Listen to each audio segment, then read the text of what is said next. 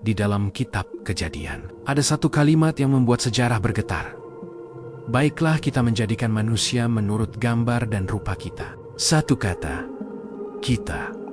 Mengapa bukan aku? Siapa yang diajak bicara? Dan kepada siapa keputusan itu diumumkan sebelum manusia pertama menarik napasnya? Sebagian teolog menyebutnya sebagai bentuk jamak keagungan. Cara berbicara seorang raja yang agung. Namun pertanyaannya tetap menggantung. Jika itu sekadar gaya bahasa, mengapa di momen penciptaan manusia, bukan langit, bukan laut, bukan binatang, kata itu muncul dengan begitu dramatis? Apakah ini sekadar tata bahasa Ibrani, ataukah potongan percakapan dari sesuatu yang jauh lebih besar? Bagaimana jika itu bukan monolog, melainkan transkrip rapat kosmik? Dalam teks-teks kuno Ibrani dan literatur Yahudi kuno, muncul gagasan tentang dewan ilahi, makhluk-makhluk surgawi yang berdiri di hadapan Tuhan malaikat, penghuni dimensi lain. Apakah kita menunjuk pada mereka? Jika ya, mengapa makhluk-makhluk itu perlu dilibatkan? Bukankah pencipta tidak membutuhkan persetujuan? Apakah manusia diciptakan sebagai proyek bersama? Ataukah sebagai eksperimen yang disaksikan oleh entitas-entitas lain yang sudah ada jauh sebelum bumi dibentuk? Sebelum Adam, bumi sudah tidak berbentuk dan kosong. Apakah benar kosong? Teks-teks seperti mitos Enuma Elish menyebut dewa-dewa yang menciptakan manusia untuk tujuan tertentu. Kebetulan?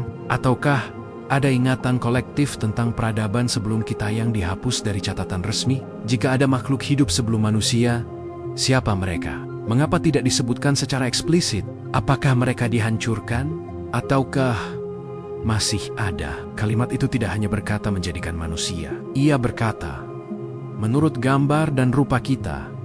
Jika kita lebih dari satu pribadi, maka manusia adalah refleksi dari pluralitas. Apakah ini petunjuk tentang kompleksitas ilahi? Atau bukti bahwa manusia diciptakan menyerupai lebih dari satu entitas? Dan jika manusia adalah gambar, siapa model aslinya? Selama ribuan tahun, dunia membaca kalimat itu tanpa gemetar. Namun bagaimana jika kata itu bukan sekadar tata bahasa? Bagaimana jika itu adalah sisa rekaman rapat rahasia? Sebelum manusia ada, bayangkan. Sebelum Adam, sebelum debu dibentuk, sebelum napas pertama, ada percakapan dengan siapa? Dalam teks Ibrani kuno, ada gambaran tentang dewan surgawi. Makhluk-makhluk berdiri di hadapan Sang Pencipta. Apakah ini yang dimaksud dengan kita? Kita akan menciptakan makhluk yang serupa dengan kita. Makhluk yang bisa memilih, itu berbahaya. Jika mereka gagal, maka sejarah akan menghakimi mereka. Apakah manusia adalah keputusan bersama? Ataukah proyek berisiko yang disetujui? Jika makhluk-makhluk itu nyata, siapa mereka? Malaikat? Atau sesuatu yang lebih tua dari konsep malaikat itu sendiri?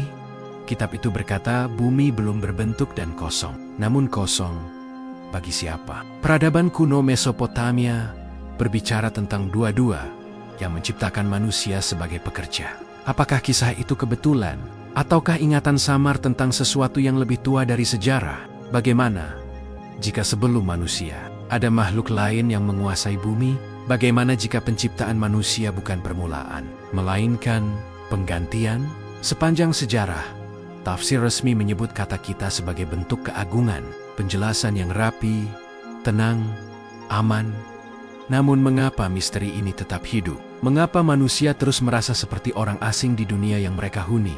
Mengapa kita selalu bertanya, dari mana kita benar-benar berasal? Bagaimana jika sebagian sejarah spiritual kita disederhanakan? Bagaimana jika percakapan lengkapnya tidak pernah dicatat? Atau lebih mengerikan lagi, dicatat lalu dihapus jika tidak ada siapapun sebelum manusia? Mengapa berbicara dalam bentuk jamak jika memang ada yang lain? Di mana mereka sekarang? Apakah mereka mengawasi, menunggu, atau sudah menjadi bagian dari kita? Mungkin misteri terbesar bukanlah siapa yang diajak bicara. Mungkin misteri terbesarnya adalah ini.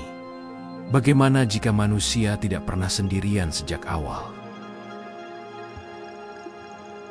Eden menutup semua rahasia dan membuka semua pertanyaan. Hanyalah pertanyaan dengan jawaban yang menimbulkan pertanyaan. Baru Eden digambarkan sebagai taman.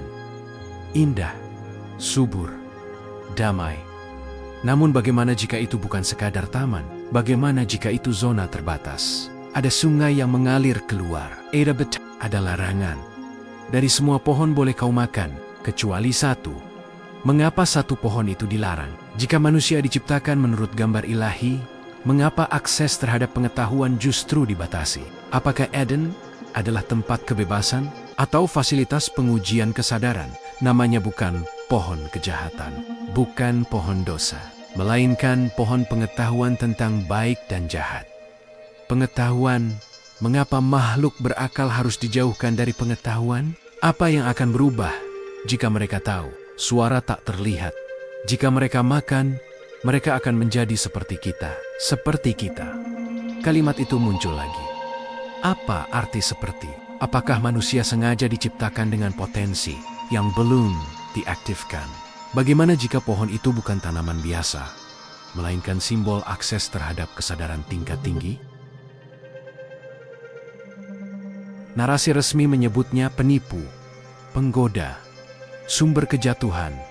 Namun ia berkata, sesuatu yang mengejutkan, kamu tidak akan mati. Matamu akan terbuka, dan setelah mereka makan, mata mereka memang terbuka. Mereka sadar, mereka tahu, apakah ular berbohong, ataukah ia mengungkap sesuatu yang disembunyikan? Bagaimana jika ular adalah simbol dari entitas yang tidak setuju dengan pembatasan itu? Atau lebih gila lagi, bagaimana jika larangan itu dibuat untuk mengontrol waktu kebangkitan manusia? Sebelum makan, mereka telanjang dan tidak merasa malu. Sesudahnya, mereka sadar. Kesadaran diri lahir, rasa malu muncul, rasa takut hadir. Apakah ini yang disebut jatuh? Ataukah ini yang disebut bangun? Jika manusia menjadi sadar, mengapa itu dianggap kegagalan? Apakah Eden sebenarnya adalah fase prasadar? Dan pengusiran adalah konsekuensi dari evolusi spiritual. Setelah itu, manusia diusir. Akses ke pohon kehidupan ditutup. Kerub dengan pedang berapi ditempatkan sebagai penjaga. Mengapa perlu penjagaan permanen? Jika manusia sudah jatuh, mengapa masih berbahaya? Bila mereka makan dari pohon kehidupan, apakah itu berarti mereka masih memiliki potensi untuk menjadi abadi, suara agung? Sekarang mereka tahu, jangan biarkan mereka hidup selamanya dalam keadaan ini. Bagaimana jika Eden adalah fase awal proyek manusia? Fase terlindungi, fase pembatasan, dan ketika manusia melampaui batas, protokol itu dihentikan. Pengusiran bukan sekadar hukuman, itu pemindahan dari zona terkontrol ke dunia bebas. Pertanyaan akhirnya bukan lagi mengapa mereka makan, melainkan mengapa pengetahuan itu dikunci sejak awal. Dan yang paling mengganggu, apakah kita masih hidup dalam sistem pembatasan yang sama, hanya dalam bentuk berbeda? Jika pengetahuan adalah dosa, mengapa kita diciptakan untuk mencarinya?